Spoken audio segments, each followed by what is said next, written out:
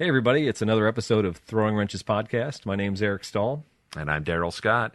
And this is the Central Illinois podcast for folks who like cars and stuff. We're still working on the catchphrase. Working on the catchphrase, yeah. That is the catchphrase right now, working on the catchphrase. Working on the catchphrase. So if you listen to episode pilot, is what I'm going to call it, we tuned up a little bit on the sound. We got a little bit structured. We're working. I told Daryl that one of my favorite terms we use at work is Kaizen, which is the Japanese term for constant improvement. So we're going to consider the show under constant improvement all the time. Love it, love it. Test and tune. So, might have a little backfire here and there, but we'll tune it up, get it ready for the next race. Yeah. So we did have some feedback from the pilot episode, and thank you for a couple of guys. Did you have anything? Because a couple of my friends tuned in. No. Were you ashamed to share it? No, no, I actually did share it, and then a couple of people were like, "That's great." And usually, that's like my wife. Okay. When I'm like, "Hey, what do you think of this?" The dog? That's great, honey. Yeah, it's great. And inside, she's probably like, yeah, could have been better. But she'll never say that. She doesn't seem like that type. No, I haven't seen that side of her yet. Well, she's a sweetheart. Love you, Sarah. But anyways, no feedback from anybody that I know. Okay, so one guy, Brian, and he'll probably be listening to this episode. Thank you, Brian. But he said, hey, talk more about European hot hatches. Now, he should know, first off, I know nothing about European hot hatches, but I was just in Europe. And Brian, when he sent that text, was actually spending a week in Ireland. And I think he was probably getting a lot of eye candy over there. Yeah, I can see that. I mean, they definitely are cool. I like the older ones. When I was a kid, my uncle had a Rabbit GTI. So what's a hot hatch? If you had to define a hot hatch. A hot hatch is usually you take a small little hatchback, kind of an economy car, and then you put like a 16-valve motor that's not crazy, but more than it needs. And it just, maybe a little stiffer springs, roll bars, and put some Recaro. So the GTIs, any of those Golfs and stuff like that. Right? Yeah, a lot of people, I think, consider the Golf GTI as kind of like the grandfather of the hot hatch. The Wolfsburg edition? Yeah, sure. Why not? There's all kinds of special editions. And then I think they do like the Mark 1, 2, 3, 4. Like, I don't know that much about it. I don't think, so Volkswagen had the hot hatches, and I guess, there's probably Ford and Skodas and stuff like that. And sure. Peugeot, Citroën, stuff we never saw over here. Yeah, exactly. I don't know any of those. And I guess my problem anymore is I don't know which ones are actually have parental brands back in the States and which ones are authentic European brands. Sure. But you and I had run into some kids who had some hot hatches at Friday Night Lights. So, Brian, had you not been in Europe slumming around Ireland, you could have been at Friday Night Lights. What were those things those guys had? They were 2007, I believe, VW Golf GTI Fahrenheit editions, and I didn't know anything about these, but they are a limited edition. I think it's like 600 and some or 1,000 or something like that. You can Google it up. It's a beautiful kind of an orange. I don't think it's metallic, like almost just a solid orange color with all the goodies, a little turbo 2.0 liter. Factory turbo, okay. Yeah. And I think they came with a 6-speed, too. So they were probably just a lot of fun to drive, kind of the evolution of the GTI. But instead of coming in like black, red, white, silver, and gray, it was a real loud in-your-face kind of color. Yeah. Nice car. Both of them were on air ride, I think. They looked kind of like clones of one another. Yeah, as a matter of fact, I think to move the one, the guy had to raise it up about 4 inches and then back it into a spot, and they lowered it back down into its floor pan. Sure. Resting position. No, that's pretty cool, though. Both of them were neat, and got a nice little chat with the owners. And then one of their buddies, I think, had an older Audi A4 that was pretty slick, too. So I don't know. Again, hot hatches, they are what they are to me. I'm a Japanese hot hatch. The hot hatch thing is actually going to be extinct here pretty soon if Ford and those guys have to wait because, the hot hatch will be the SUV. Yeah, it'll be yesterday's news, which is unfortunate because, especially on the used market, new they're usually decent price. Yeah. But those are always fun to pick up used because usually we're taken pretty good care of, and you can pick it up pretty cheap. You don't have to throw a lot of mods at it at once because it's already off the shelf. A fun little car. Yeah. If you autocross or you just want to be able to take an exit ramp at 65 and go into a 90-degree corner, that'd be the car to do it in. Yeah. All right. So the other comment I had was a friend Don said we had good chemistry. Said we were very listenable. He's always very complimentary, so I'll give him that. But I hope that was an authentic compliment. Seems like a nice guy. Yeah. I mean, I thought it's because we both had June birthdays, and I thought we were simpatico because we were Geminis, but turns out that's not the case. No, I'm a Cancer, and I think Cancers are generally hard to deal with all around. So, well, and we're coming on a full moon here, Daryl. So you're lucky we're even getting the show together. Didn't want to say that, but yeah. Thanks for the comment, though, Don. Appreciate that. All right, so we know we're just getting this thing off the ground, and again, Kaizen. But should you like to, you can always do a review on iTunes. We are on iTunes, still working on the Google Play Store. I am not the Google guy, so I'm hoping Daryl picks up on that. Maybe. All right, so with that, let's get right into local news. And the big local news for us, and I wish we would have done a show maybe last week, but hey, we can only do what we can do. The passing of Jeff Green. Yeah.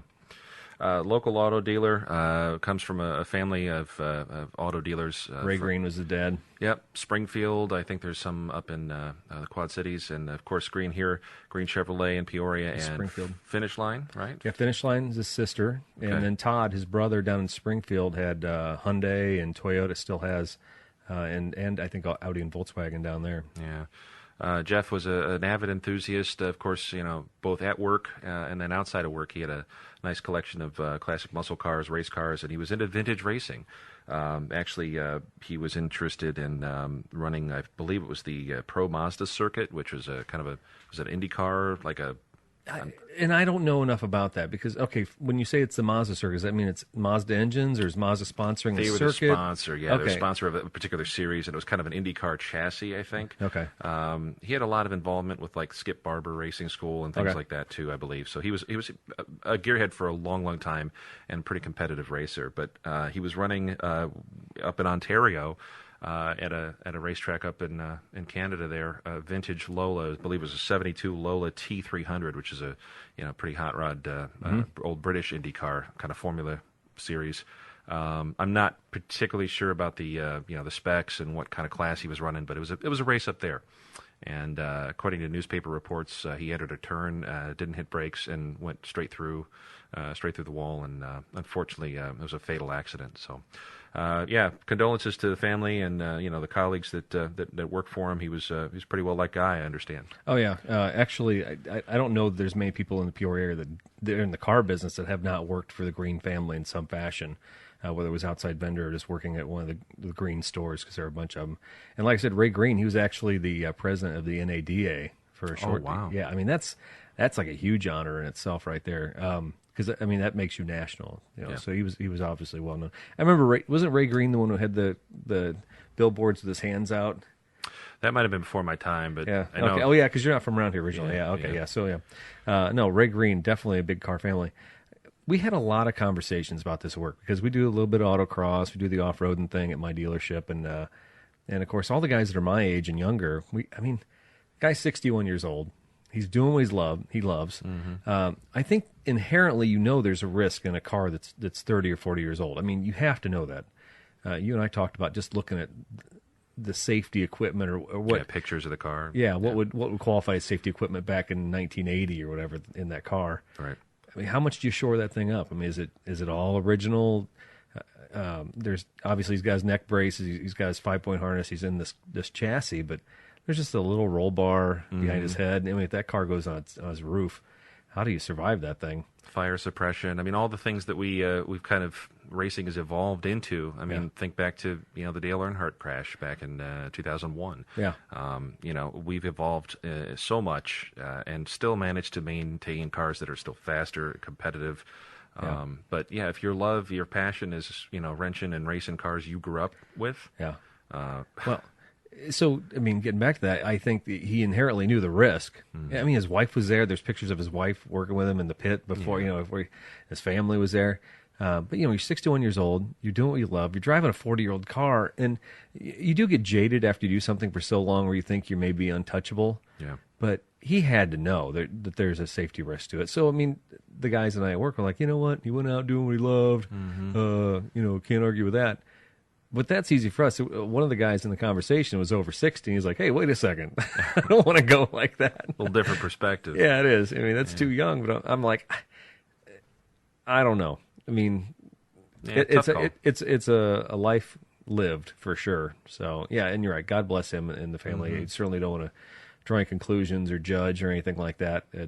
Nobody wants to see anybody die prematurely. But But, I give that guy credit. He was living life, active pilot, Right. helicopter guy, which I think right there, you can say, oh, he has a private plane license, something like that.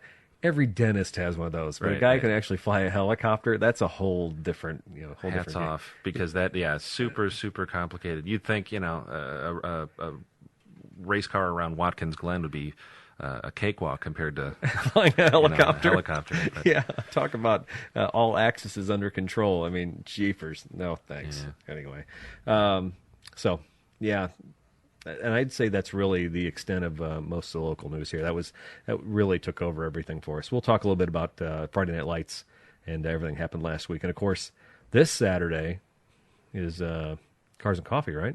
That's coming up on the 7th. Oh, did they? July 7th.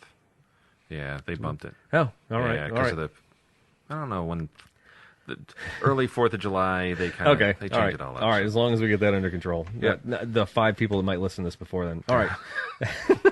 Check your calendar, all 5 friends. Yes, exactly. No, I have no illusions. The best thing about a podcast is you can go back and listen to these later, so we don't want to be scolding anybody for listening, certainly. Too timely, you can't. All right, international news. You brought this up, Daryl. I don't know anything about this story. Well, I know for a while now, everyone's been hearing rumors, or at least kind of previews, that women drivers in Saudi Arabia are now legal. The kingdom was going to actually allow women to get driver's licenses for the first time.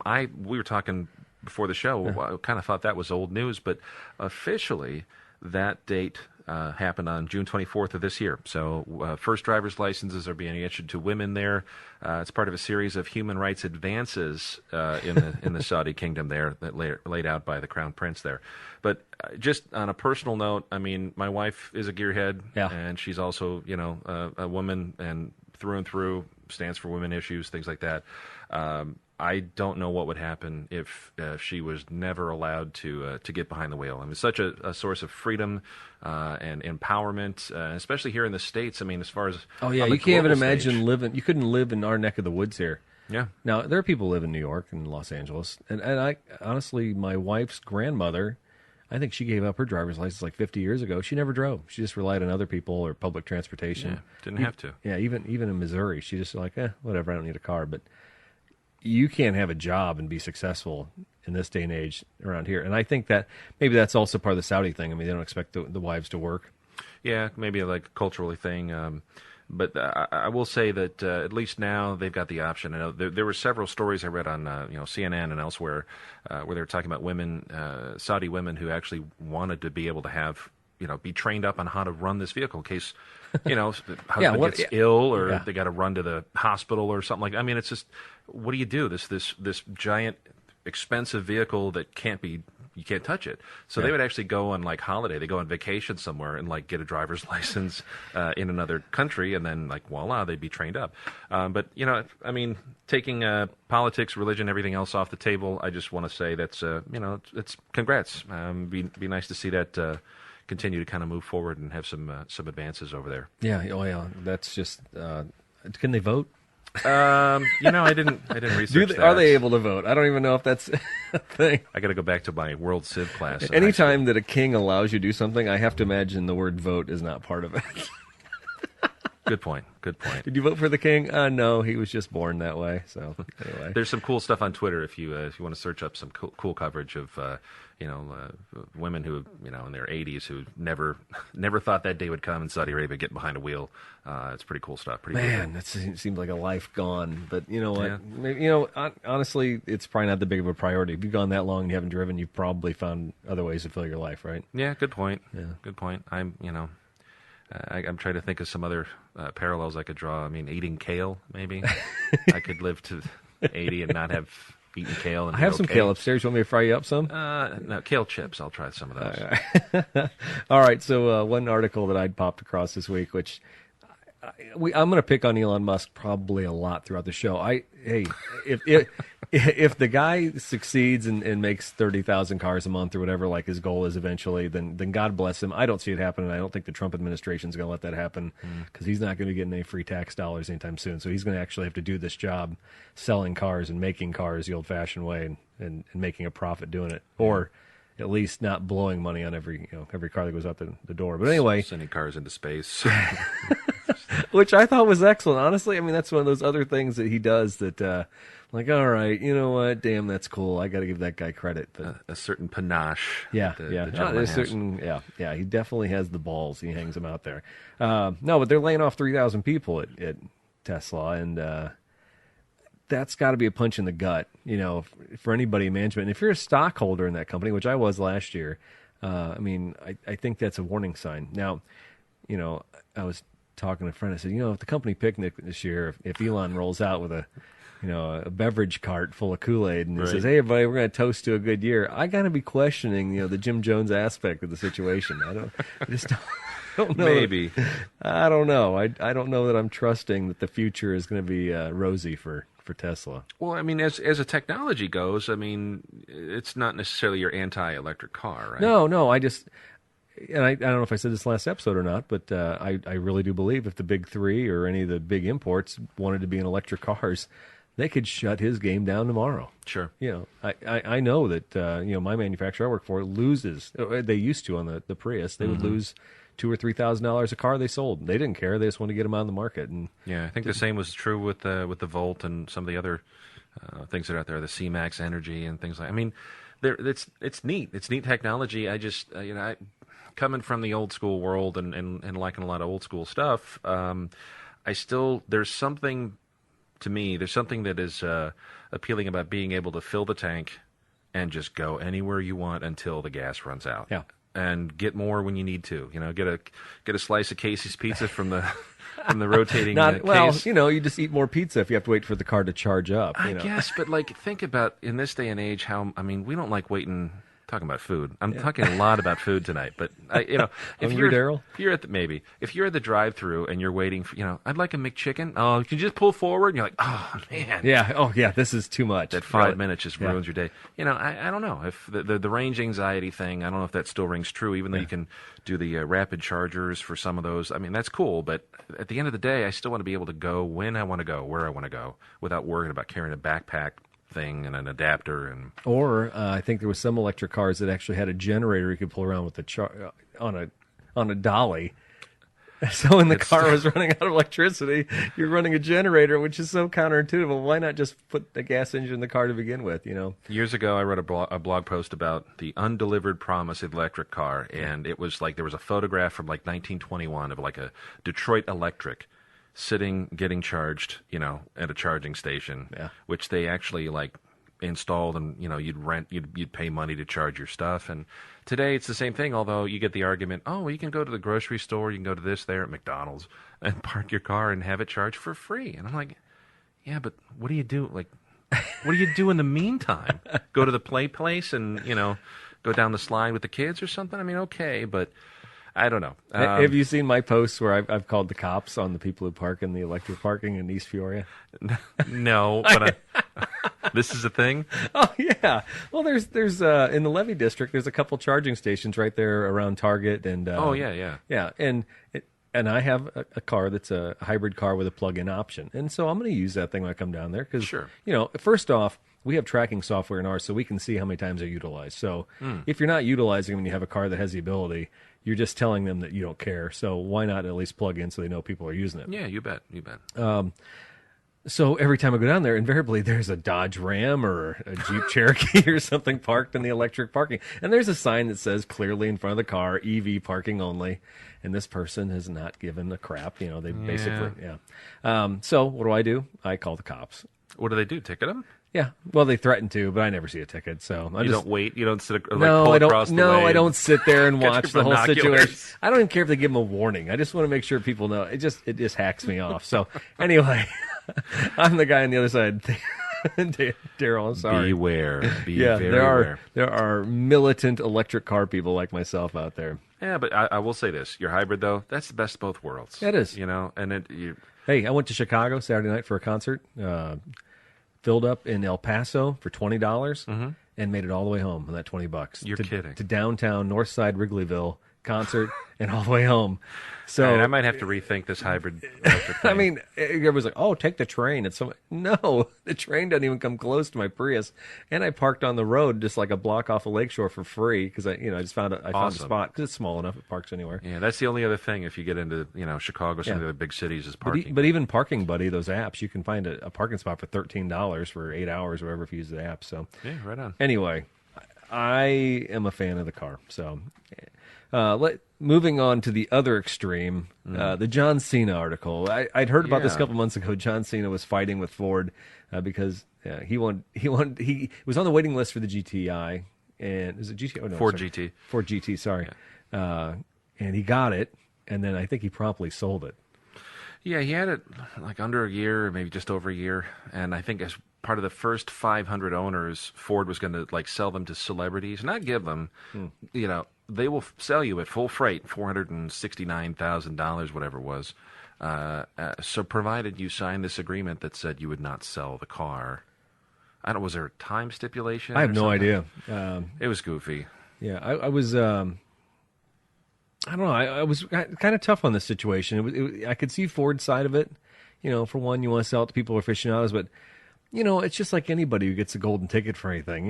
The car's worth what it's worth, and right. And if Cena's not going to drive the car and he just bought it, just because he wanted to, to show off, right? And he was bored with it. What's the car cost? It was like 400-some thousand, and I think he kept it. And Ford, the stipulation in the contract with Ford was that you couldn't sell it, or they would basically take you to court, and that's exactly what they did to John Cena. If you have to sign a contract saying, "Hey, this thing you just paid almost $500,000 for," you don't really own all of it. Yeah, I mean, I gotta. It's not a lease. He bought it. I mean, Yeah. One thing if they're like, "Hey, we're going to charge you $80,000 a year to lease this car, right. but you got to give it back to us when it's done." That's not the case. Yeah, the dude sold. He paid for it in 2 installments. So I mean, that's 2 fat checks, a couple of wrestling appearances, and is that all it is? Yeah, but yeah, the lawsuit states, "quote Ford reserves the unique vehicles for only those individuals who truly desire a special ownership experience, such as collectors and car enthusiasts." I'm a car enthusiast. Could I buy one? You could, but they don't want it, and they don't condone it for purposes of reselling, flipping, or brokering the vehicle, or for price speculation. As a result, Ford requires the individuals who are ultimately selected to purchase the Ford GT agree not to sell. Okay, here it is. Not to sell their vehicle for 24 months after delivery. So, right.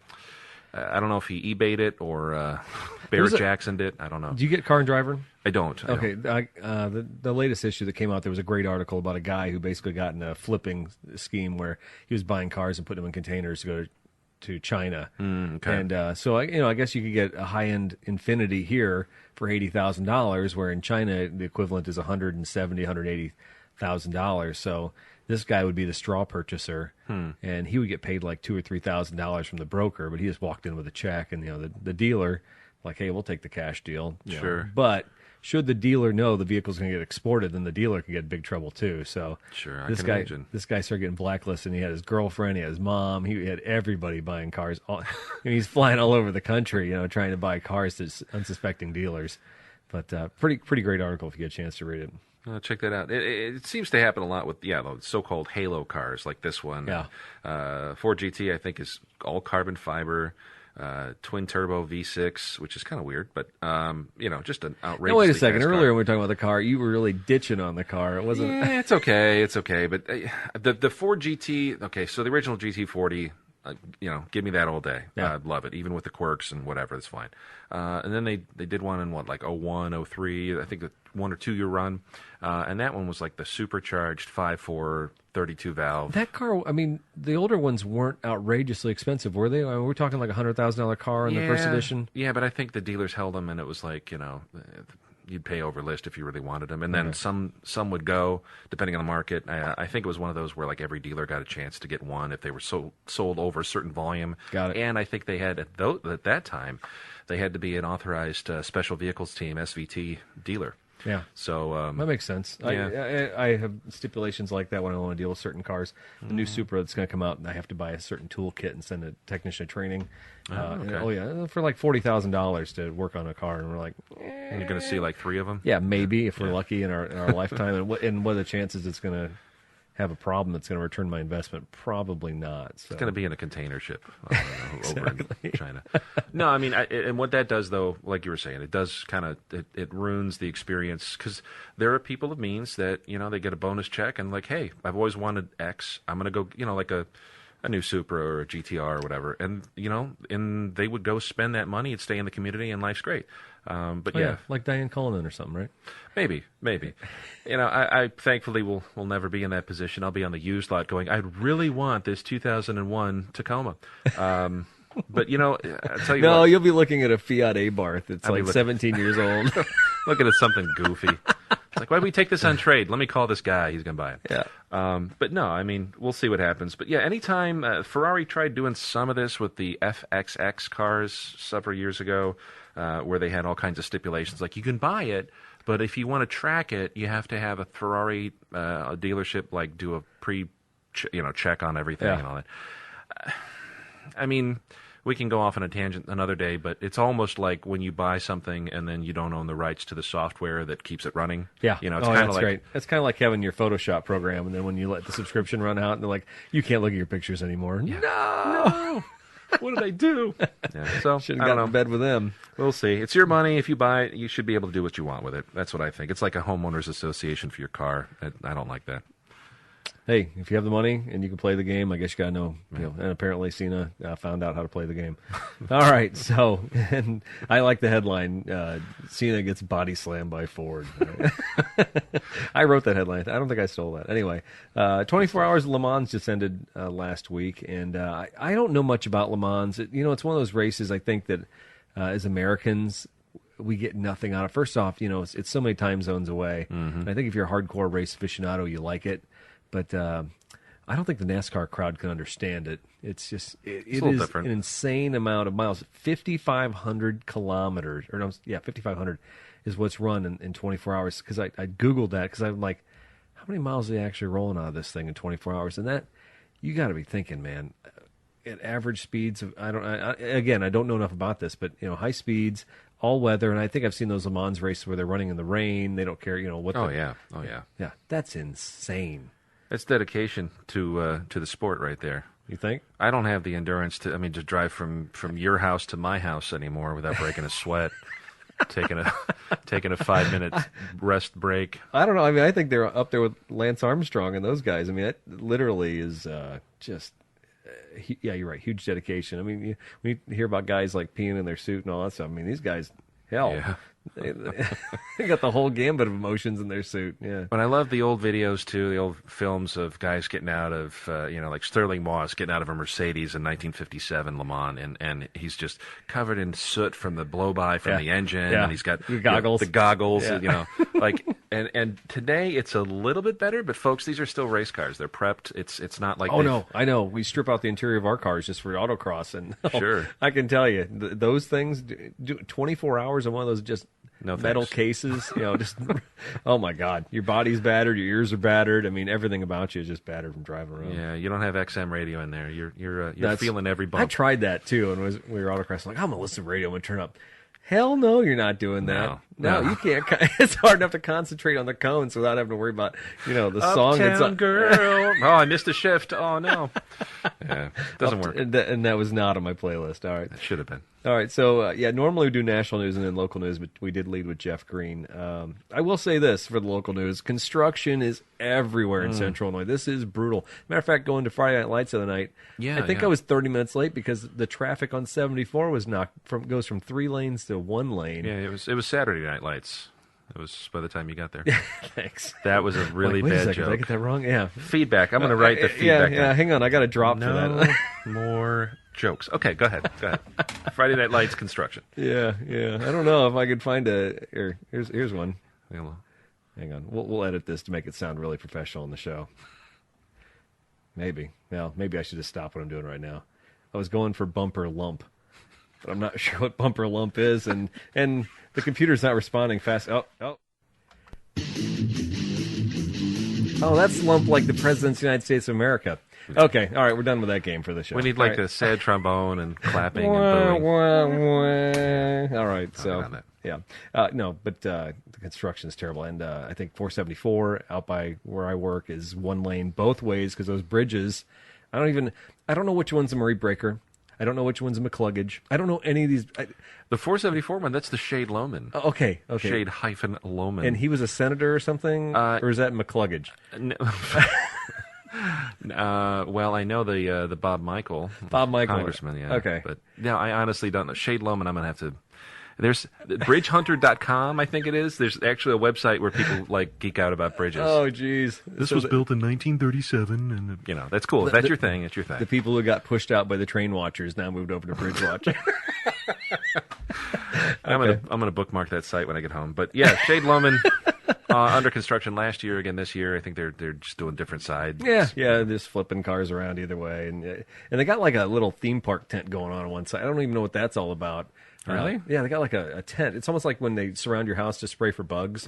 They're doing that now on the bridges, so I don't know if they're protecting people. Maybe they got air conditioning and like party lights. Right. I don't know what's going on. They got the MLB Sunday or direct ticket.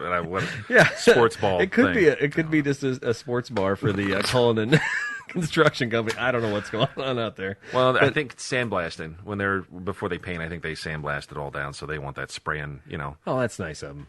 Okay. Well, not only themselves. Hey, but, that's your story. Mine's better. Okay. Let's put it that way. Air conditioning, sports bar, jalapeno poppers are going on inside that place. Hey, every day's Friday inside there, right? We're going to hear some feedback from the maybe. Oh yeah, it might be some construction workers not happy. All right, crews. so let's get back to Friday Night Lights 2 weeks ago now. Yeah, it was 2 weeks. Like I said, got there late. Great showing. I got parked off in the back, which it was fine. My daughter was disappointed because all of her friends already left by the time we got there. But, dude, it was hot that day. It was like 100 degrees earlier, wasn't it? Yeah, it really was. But it was, as the sun went down, it was nice. The turnout I always like those kind of cruise-ins where, right after sundown, then everybody comes out and just kind of does what they used to do, like American Graffiti style, where they just kind of cruise through the lot and make sure everyone looks at them and then parks. Yeah. There was a lot of rows of cars, a lot of different stuff. I cannot get over the mall crawler trucks, all the lights, and I just... Oh, yeah. Man, that is a Central Illinois thing or something. I don't think you'll see it. Well, maybe not, because maybe California, you might see that type of thing on the beach crowd and stuff like that. It might be a Western thing. Maybe. Yeah, it's interesting to see what turns out. But like you were saying, Eric, there's a ton of variety. Everything from old 40s stuff to European hot hatches to some pretty cool muscle cars. 2 Ferraris, I think we saw too, right? Yeah, there's a Testarossa and then a 360. I don't know my Ferrari. I don't know my numbers. Ferraris either. They both had beautiful red paint. Mm-hmm. Yeah, and they both were in really, really good condition. And it's good to see, let me just say this too, if you have kind of a supercar of yesterday or today, and you're driving that thing to the local cruise-in, more power to you. I know you don't want to be inundated with all the, is it fast? You can do a burnout? Yeah, you're talking like the Plymouth with the big tail on it? The Superbird? Yeah. I had a Superbird. I mean, that stuff is... It's really neat to see, in a museum or, online, see a photo gallery with some artsy, Petrolicious style, splashy photography. But, if you're taking that out and there's a little kid, who comes up and sees it and hears it run, that's what it's all about, is kind of sharing what you got with everybody who's interested in it and, keeping the spirit alive, so to speak. No, I agree. It's and it's actually great to see a town like Peoria have something like that. So yeah, for as sure. much as I get, there are personality conflicts. My God, there's a Facebook page, Central Illinois Automotive Enthusiasts, and you will never hear grown men cry as much as on that one. It's unbelievable. Even this week, I posted a picture on there of the Beamer. The M series Beamer that somebody put a British flag wrap on. Did you see that? I did see that. The little M Roadster. Yeah. It looks like an MG. You're like, wait a minute. It's a German car with a British flag wrap. I mean, so that's the kind of stuff that people start sounding off back and forth. Some people defending it, other people calling it what it is. Yeah. It's fun though. It's a good sounding board, and then also a good place to get recommendations. I've used that a lot, where it's like, hey, I need a muffler. I want this custom one on this particular car. Who do I talk to? And usually people steer them in the right direction. Skaggs. It's always Skaggs. Ryan's. Call Skaggs. It's good though. Keeps the community together, and gives us something to do, especially here in the Midwest in the wintertime when we aren't going to those car shows and meets. That's probably true. And you're stuck in the basement, like, I can't wait for May. It gives you things to think about. Now, there was one car there that it was getting a lot of attention. My kid loved it, and I saw some other people standing around. It was the Tesla. We talk a lot about Tesla, and I guess that verifies them as a manufacturer to contend with. But did you say you're not a shareholder anymore? I'm not. Okay. I'm not. No. Just checking. I got out when it was really high. Actually, I caught it right after I knew they weren't going to make the numbers. Anyway, yeah. The X model was there in white. It was gorgeous. Had white. I guess that's leather interior. It looked like some kind of space fabric, honestly. It did. It looked like something from the future when you're a kid. You're like, oh, someday we'll have vehicles that ride to the moon. That's kind of what it would look like. 2000. It was all in white. Beautiful. Yeah, beautiful and car. so when you'd open up the doors, then you must hit a button so you could access the third row. The second row did this coordinated, it was beautiful. It was like a movement of architecture. The outside seat moved a little bit further forward than the inside seat, which moved also, so you could easier access the third row. And I just stood there. I think my Did you mouth. have a little moment? I think my mouth was agape. Yeah. I think because, and it wasn't that I was. There was just something about it that was just magical and beautiful. And I thought, son of a gun, there again.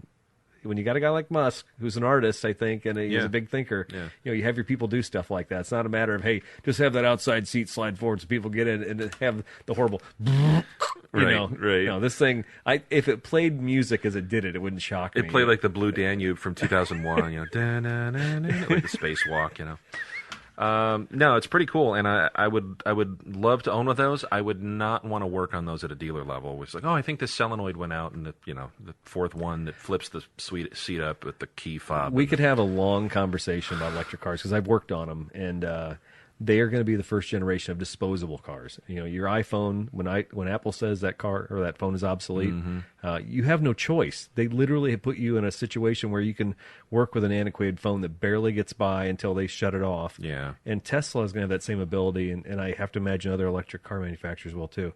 And who wants to spend $80,000 on a car that in 5 years the manufacturer can just shut off and say, okay, game's over, you're done with it. So we've stopped supporting this version of vehicle. Exactly. You're going to have to update. Well, correct me if I'm wrong. They do like firmware upgrades. They push them, right? Yes. To the car? Yes, automatically. So like that autopilot, all those little cool things that folks that when they bought the S and stuff, they get like unlocked features when they get a push.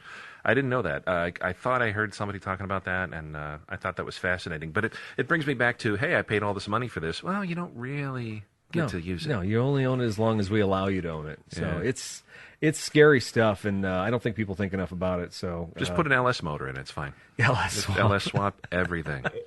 Hashtag LS swap the world. LS swap the world. Until 2030, when the federal government says, "Oh, you can have a LS engine, but we're going to charge you $2,000 per cylinder for your registration." Yeah.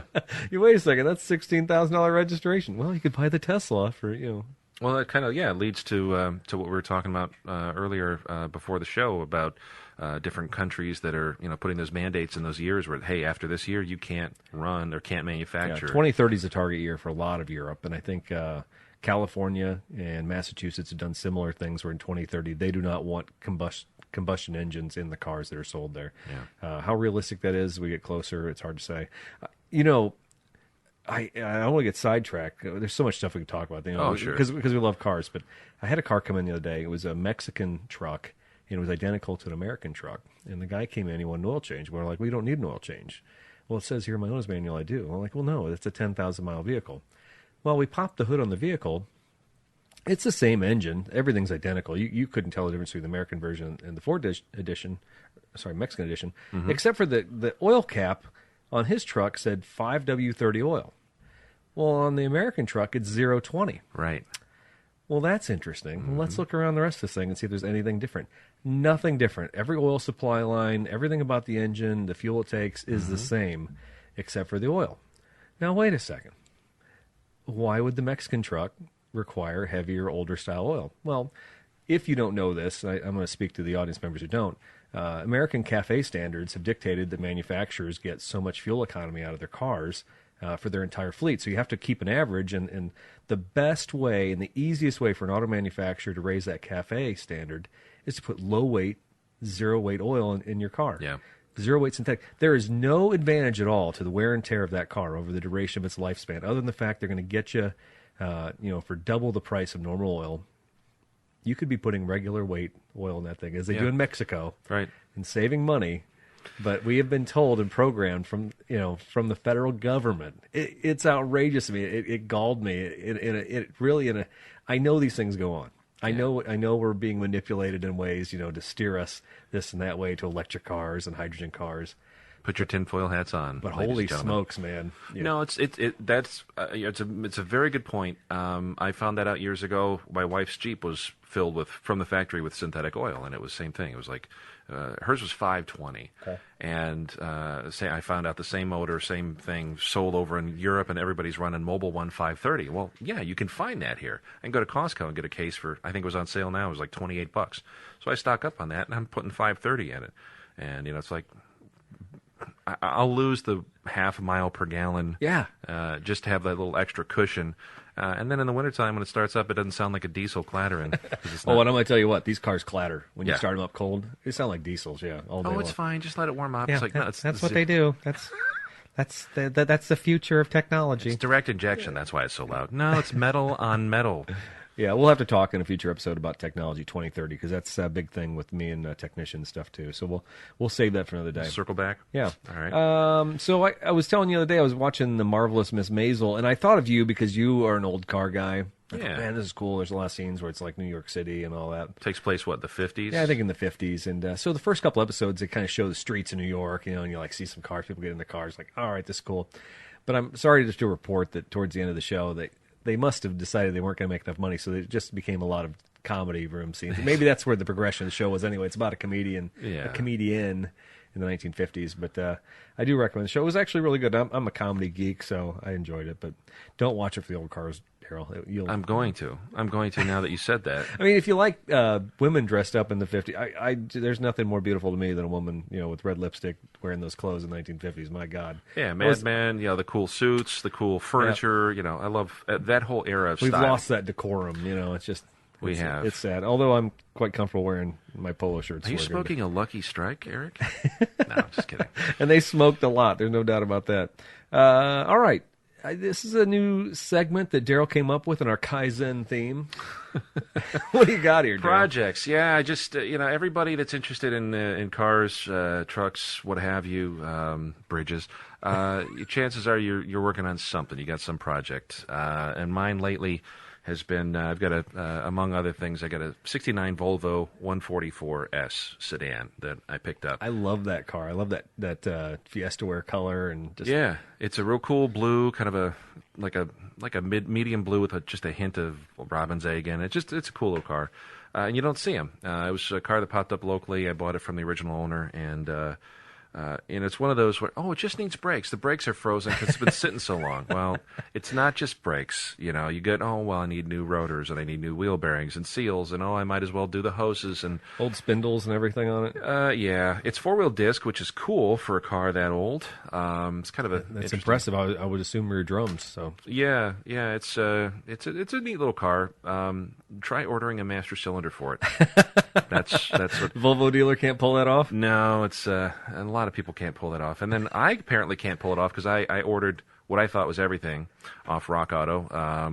They're not a sponsor yet, but I do like them. I thought I would take it upon myself just to order the one I thought it needed instead of measuring the mounting holes. There's two different ones. Oh man, one's like a 3 3/4 flange, one's a 2 3/8 flange, and I'm like, it's this one. And of course I get it; it's the wrong one, and I'm gonna have to ship the thing back. Bottom line, at least you can ship it back. I mean, the one thing if you were stuck with it forever, because I doubt you'd be able to parlay that on eBay for its retail value. No, I'd say it's a niche audience. Yeah. So if anybody wants a master cylinder for a Volvo, I have the right one maybe for you. So I've just been working on that. The nice thing too, just a little sidebar, Volvos up until I think the early 70s were still standard. People think, oh, it's a Swedish car, it's going to be all metric. No, it's still standard. Wow. A lot of Swedish, like I think Saabs are the same way up until a certain point, probably early 70s. But yeah, this thing, we probably will never talk a lot about Saabs on this show, I don't think. No. I hope we don't talk a lot about them. You got a Saab story? Saab story? Excellent. Yes. Okay, feedback. All right, that's a good one. That made up. Tons. All right. No, I don't know. They're quirky, but yeah. So that's what I'm working on. What about you? Are you working on some 4x4 stuff? Yeah, I got a big road trip we're doing here in July. So my skid plates on my 2010 4Runner have been mauled twice over. I had the factory ones, and I honestly, that truck comes with metal skid plates over the fuel tank and the transfer case and the engine. Pretty beefy. Pretty thick. It's decent.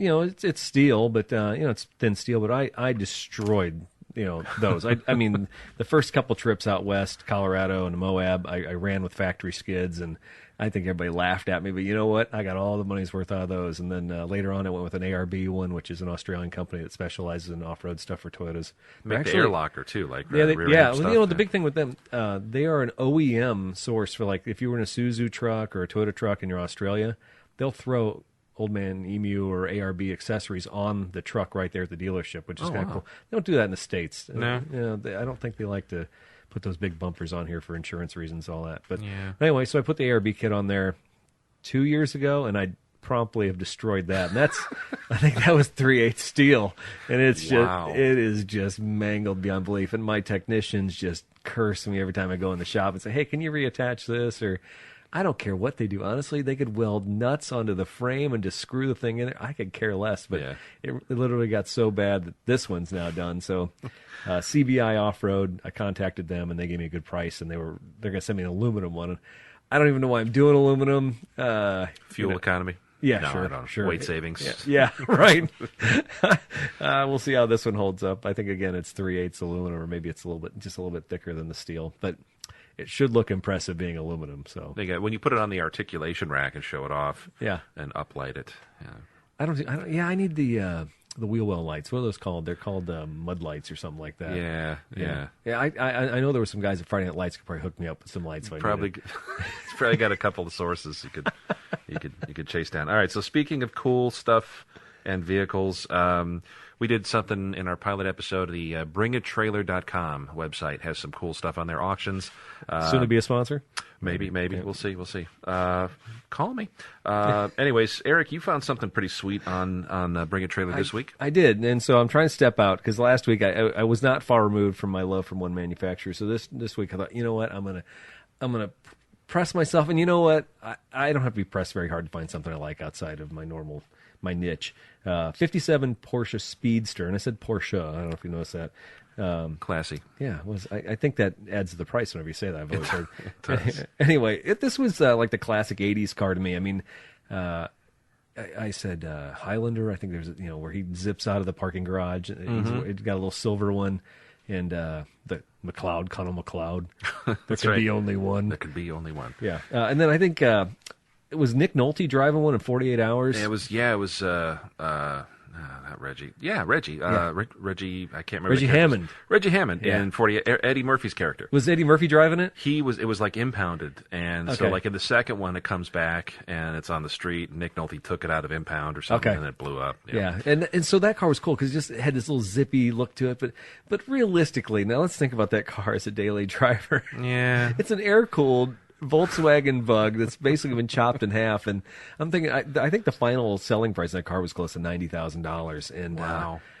God, it is gorgeous, and it is definitely a piece I think that it will hold up over time as far as that dollar value, because I think Porsche nuts are that nuts for cars, especially if they're original. Yeah. But I gotta be honest with you, if I were to buy a Carmen Ghia or a Thing, I might be the same effect. I might be just as happy. And then I did do some more Googling, and I found on Craigslist up in Michigan, there's a guy who's got some rip-offs of these speedsters with wide body kits. What do they call them? Tribute cars? It used to be replicas, and now it's like, no, it's a tribute. They were called replicas on the Craigslist ad, but they were about $20,000, and they were gorgeous. The leather interiors were stitched and perfect in like a brown cowhide color. Nice. And then black. There was like a flat black color on the outside, and I'm like, I could rock that as a daily driver and not feel guilty about anything. This other car, this $80,000, $90,000 Porsche, I think I think I park it in my living room and I wax it because I never want to take it outside. He doesn't drive it. He rubs it with a diaper. No, at that point, yeah, it's a lot of money for, like you said, cool cars, but what is it, like 90 horse, 110 horse or something? Yeah, like I said, for just an air, it's never going to feel like it's more than a Volkswagen Beetle. And I've driven Beetles, and I've gotten on them. And, they're fun. Yeah, they are. There's definitely something to it. The 356s, though, they're like 2 inches off the ground, so maybe it gives you it adds to the illusion of speed. A little bit smaller tires. But I just think about the roads around here. It's like, that's a great Southern California car. Yeah. Here in the States, you couldn't drive that in February. No, it definitely is a time and place car. It would look great at Friday Night Lights 2 weeks ago. It would. And then I'd park it back in the garage and rub it with a diaper. Load it back into your trailer. Oh, yeah, because I probably wouldn't want to drive it in construction. Oh, absolutely not. No, actually, I might have overheated on the way over there in that construction, so I would have just turn it off. Just park it. Anyway. What do you got, Daryl? German stuff. Yeah, apparently it's the German stuff week. It's a theme. I've got an 87 BMW M6 that sold on Bring a Trailer for $21,000. And I want to say that was probably half of sticker on that car, maybe even more than half. I don't know. We'll see. But BMW M6, that's the big 6 Series coupe that just has that awesome, aggressive kind of slope front. And then the M Series, you got, I don't know what the motor it's a big straight 6. I want to say it was like maybe a 3.5, or it might have even been smaller at that time. Okay. But they've got a great sound, great exhaust note, that huge chin spoiler in the front, and just a classy looking car. The light setup in the 80s, in the mid 80s BMW, I think that was iconic, and I think that look has held really well for them over the years. Definitely. And it was kind of like, this one is the that iconic 80s Beamer. The luxury coupe, if you remember, the predecessor to that was the 850, which had the V12. Nice car, didn't really sell well. Still looks sharp today, but it's not that iconic 80s Beamer. Yeah. Even the wheels look good on this car. I mean, yeah, there's that cool kind of a lace BMW lace spoke, and I think they even had some other alloy choices that look pretty. These are those deep scallop rims. They got that nice inset. Nice car. 21 grand, well worth it. So what's the story on Lethal Weapon 2 on this? If you remember, much like 48 Hours on the 356, as a kid watching every Lethal Weapon film ever, multiple times on HBO, Lethal Weapon 2, if you remember in the beginning, they're chasing these South African Krugerrand smugglers through Los Angeles. I just remember Mel Gibson and that hair, that Wolfman hair. The mullet. Yeah. Mel Gibson's chasing a guy who was one of the terrorist guys or whatever, and he's in an M6, and he's given to hell the whole chase scene. It's great. And he winds up flipping it, which is unfortunate. Yeah. No, I like it. It's a cool car. I wouldn't do that with it. So. No, okay, so the other thing, so what we did is you said, what about a Craigslist pick? And I think this is kind of cool. What's for sale locally? And I don't even, what is this thing? And is it for sale in Peoria or Sparland? Sparland. I love looking at Craigslist. First off, how do you even look up Austin, America? I mean, do you type in Austin? No. What I do is I used to do the Craigslist mashups before they block those. You can't do those anymore. Search Tempest and stuff like that. But the Craigslist autos for sale and parts for sale, I will look for stuff specifically from like 1920 to 1964 and just see what pops up. Oh my God! And I'll do it by years, 70 to 82, and just kind of search by price. This thing popped up in Sparland, Illinois. There is a 1969 Austin America for sale. And that's a cool little British car that's kind of a British Leyland thing that nobody probably cares about except for me. But my big question is, what is it doing in the middle of Sparland? That's a great question. It's a beautiful garage it's in, so I'm guessing this guy might be a little bit of a car nut. Yeah. It's a nice little red little hatch, almost a little bit bigger than a Mini, but kind of has the Mini Cooper lines to it. A little 1.9. Now at 3,400.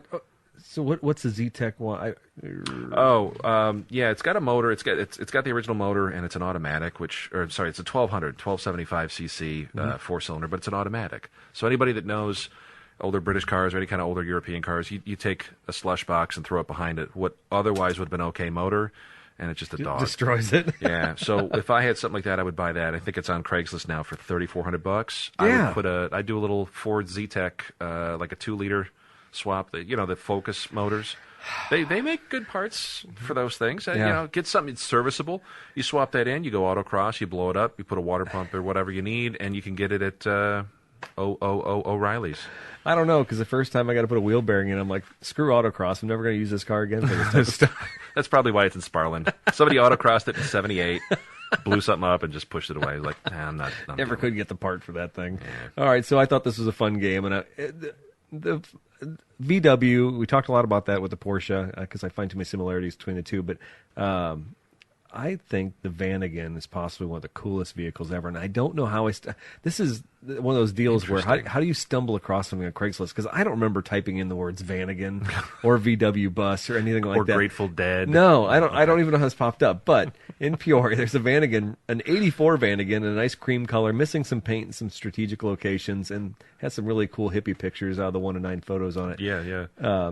But the guy wants $1 for it, and I just. My teeth gritted together. I'm like, come on, man. Just what do you want for it? So you read the ad, and he's like, oh, just putting it out there, see if there's any interest in it.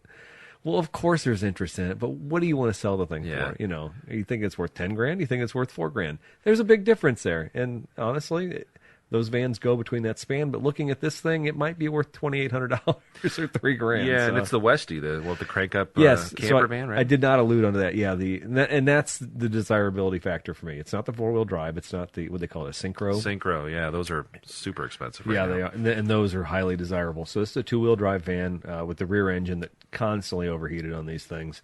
But the Westfala edition gave you the rooftop tent. It gave you the cabinetry inside with the. I just love the curtain rods and the fact you can black out the whole back interior of this thing and have like a party wagon. Right. But my dream was always just, do the Spicoli hippie thing and just roll across the country and just slide the door. Hey, we're here, everybody. Right. Maybe not so much weed smoke, but there's just something cool about those vehicles. And I don't know why it is so hard for auto manufacturers to figure out what makes something iconic and something that sticks around. Those vehicles will stay forever because they have a utilitarian role that people really desire. And any manufacturer could make one of these things, and they could probably be fairly reasonable about it. But you'll just never see vehicles like this again made. It's a shame. You hit on something. It's that coolness factor where even back when the first transporter, what they call the Type 2, was built, I think in 50 or something like that. It started out as a utilitarian vehicle. They actually had this truck-like thing they were driving around their factory to haul parts and do whatever. And it's like, oh, we could make a vehicle and kind of make this big enclosed thing out of it and maybe sell it. And guess what? They did. They sold millions of these things. I think a few years back when Volkswagen redid the Beetle, they were also talking, oh, we're going to redo the bus. And the Eurovan was not the bus. Yeah. I don't know what the future holds if that's still. Well, it's going to be an electric Eurovan, I believe. I think they're going to have a 100% electric version, and I'm sure. I don't think you can do a Westfala. When I want to sleep in a Westfala that was filled with a blanket of batteries under, don't deal with that battery acid fumes. You're going through the San Juan Mountains, and you've got a van full of batteries and people, and it needs a charge. Yeah, that's the allure of these things is you could literally drive into the middle of nowhere and set up camp. Yes, you set up home. You could be home anywhere. Yeah. Tiny house. This is the first tiny house. I think you might be right. And now with Walmart's policy of letting anybody camp out in their parking lots, amazing in a country where anybody can camp in a parking lot that we are so scared of immigrants. Well, and the VWs too, like these guys, they had hookups for electric. This thing was a mini RV. Yeah, you had a kitchen, right? Like a makeshift, probably a little stove or something. But like this thing could be half burned out. There could have been raccoons living in it for 10 years. Somebody would still drag this out of a barn somewhere and redo it. Get it running. That's how desirable they are, and I think that says a lot for it. So definitely. Cool pick, 84 Vanagon, $1. $1 holla. For now. All right, so that's our show for this week. Did you enjoy yourself, Daryl? Well, Eric, I did. I'm actually going to be perusing the internet for some nuggets of knowledge for next week. We'll circle back here. If there's some topics out there that we're not talking about, or you know somebody who's got a cool project they're working on, shoot us an email, get in touch, go to the website, throwinwrenches.com. Yeah, please stop by, send us comments, send us questions. We'll be happy to throw any of that stuff out here. Yeah, we do a little Q&A. Oh, yeah. By the way, I'm not an ASE certified anything, but I know how to screw stuff up. So. Yeah, no, I think you do a great job. You definitely are my hero when it comes to cars that are over 30 years old. So Yeah, don't call me when the Tesla breaks down. yeah. All right, so again, that's our show. We look forward to hearing back from you. ThrowingWrenches.com. And again, this is Eric Stahl. I'm Daryl Scott. Thanks for listening. We'll see you next time. Still working on the catchphrase.